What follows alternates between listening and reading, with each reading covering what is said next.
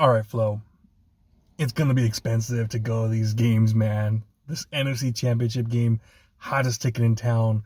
Average price about $941. You could find upper deck for like $680, but you got to make sure you bring your binoculars. But what do you think about this whole situation? We're hearing that it's obviously going to be mostly Niner fans there, but the Detroit Lion fans, man, they're paying big bucks, and they're saying about what 18% Yeah. could be Detroit Lions fans, which is absolutely crazy to me, considering that the Niners have the best fan base out there. What do you think, man? Yeah, man, I was surprised to hear it was that high, 18%. What is going on with these fans that have tickets, man? Why are we selling the tickets? That is like having the golden ticket to freaking Willy Wonka's chocolate factory. That's our last home game of the season. I understand we could potentially be in the Super Bowl. That's pretty close to us in Vegas because obviously being California, we're right there. But still, there's no thing like that home cooking. So why would you sell your ticket, especially the Lions fans? They don't need any more motivation, man. They haven't been there in a while.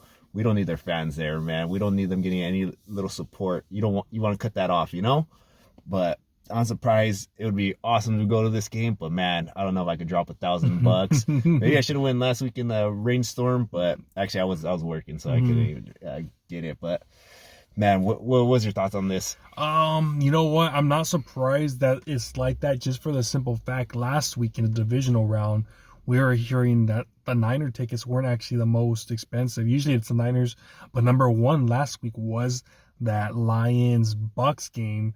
The average price for that game was like $1,000, and I get it because these fans haven't sniffed the Super Bowl really ever, and so they want that opportunity. So I get exactly what they're doing. They're coming, man. Eminem and their crew, they could take their 8-mile ass back to Detroit for all I care, honestly, because if we're not faithful, we're going to show up, and we're going to show up loud.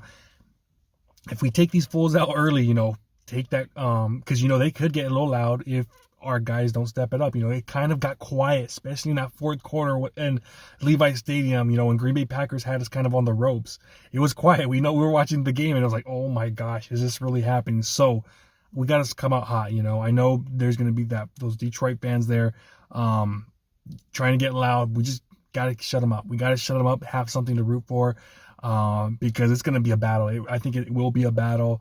And if you want to go to this game, man, you're going to have to pay some money to go. You're going to have that dinero to get there. But it is a once in a lifetime. I remember my cousin went in 2019, and he said it was amazing, and he passed away recently, so I mean it was worth it. So if you're thinking about going, like, I don't know, I want to go this, you should go, because there will be some Lions fans out there, and we need every fan out there to get loud, because it will get crazy, and it's going to be nice. I heard it's going to be when the game time starts around 69 degrees.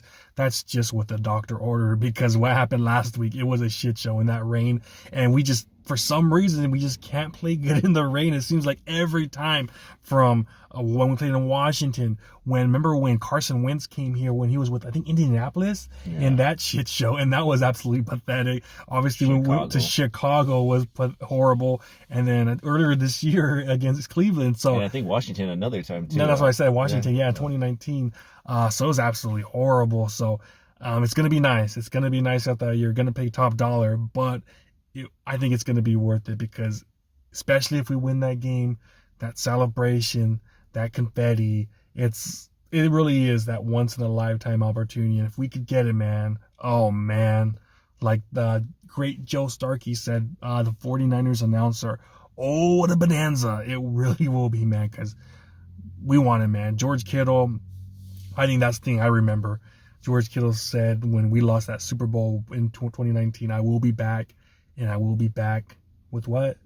Vengeance. And that's what we want, man. That's what we want, and that's what we're waiting for. So, I mean, if you're going to go, it's probably better to go now than the Super Bowl, because right now I'm hearing the Super Bowl tickets are like $8,000 a piece, and that's just the tickets. We're not talking about the air flight and the hotels and all the food you're going to be getting. So it's going to be crazy.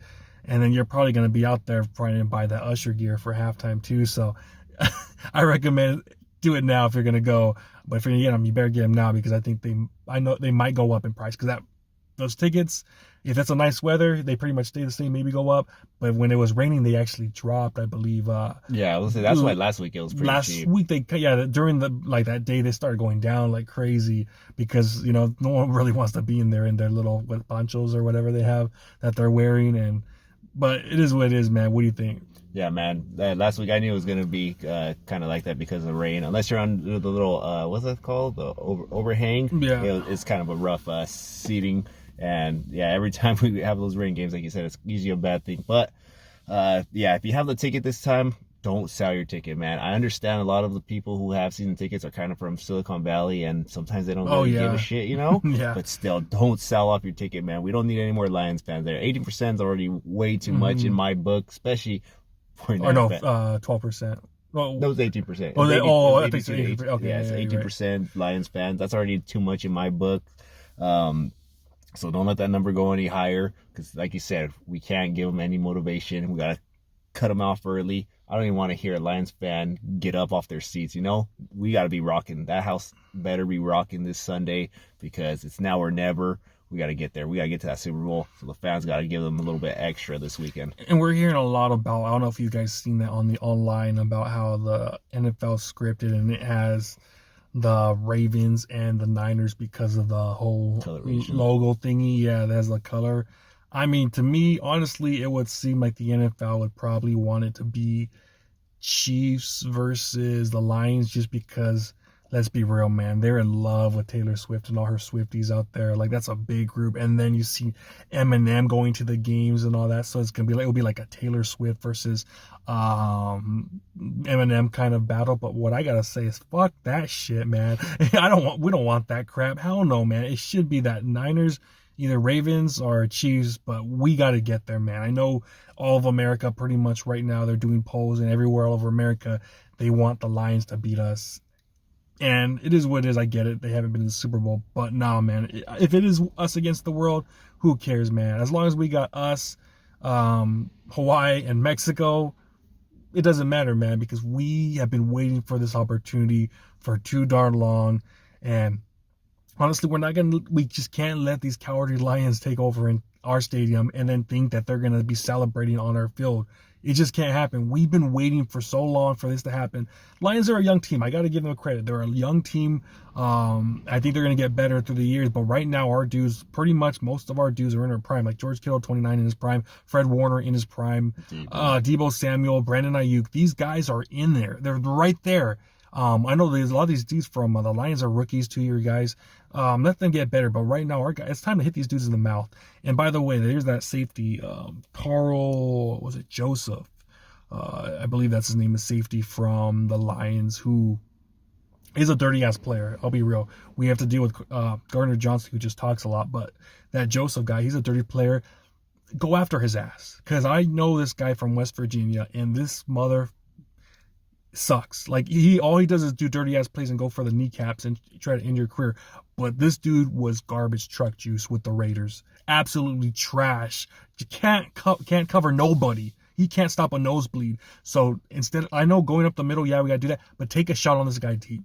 Kyle, if you're listening, take shots on this mother humper deep, because he can't cover nobody. Now when you get cut by the Raiders because you suck so bad, you know you suck, because the Raiders have no defense ever. They've sucked for the past 10 years on defense. This year a little bit better, man, but his ass was horrible. He's been horrible bouncing around the league. So go after his ass. Brandon Ayuk, Deebo Samuel, Juwan Jennings, have Ray McLeod go deep on his ass, because I'm sorry, man, I do not want this team, especially with that dude holding up the NFC Championship game title in our house. Can't happen, faithful. Cannot happen. All right, well, you guys let us know in the comments what you guys think about this percentage.